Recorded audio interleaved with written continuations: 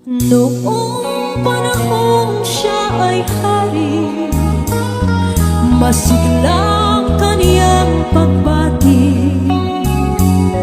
Mahigpit ang hawak ng mga daliri, at ang lakad na may matuwid. Mahusay ang kaniyang talumpati, makisig kung siya ay magdamit.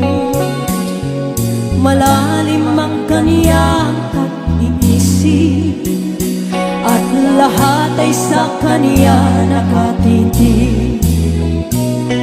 Ngunit ngayon siya'y pagod na, mahina na rin ang katawan.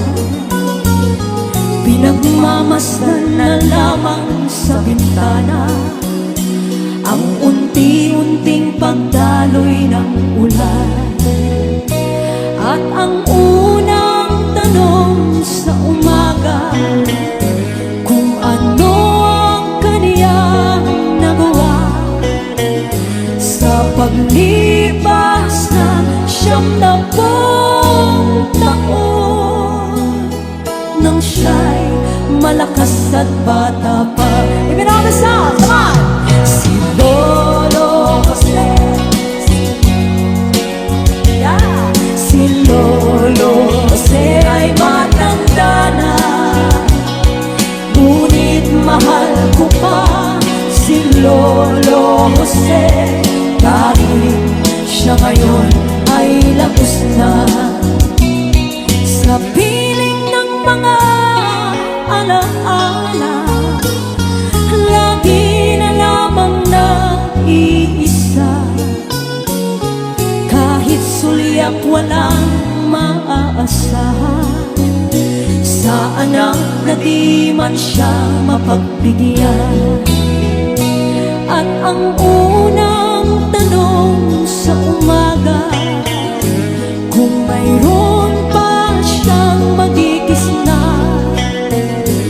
naliwanag sa nalalaping buhay. Ngayon siya'y matanda at laos na. Mama Chan, come on! Si Lolo Jose, si Lolo Jose, si Lolo Jose ay matanda na, ngunit mahal ko pa si Lolo Jose. Kahit siya ngayon ay laos na, sa dilim ng kaniyang pag-aasa, maghapon na lang nakabantay. Kung kaniyang matatanaw pa ang hiwaga nang hindi malimot niyang nakaraan, at ang diwanag kahapon di na mapagpuan, at ang sinag ng umaga di na ng ulan, at ang hirap na nasa puso di na mapapantayan. Kung maaari lang,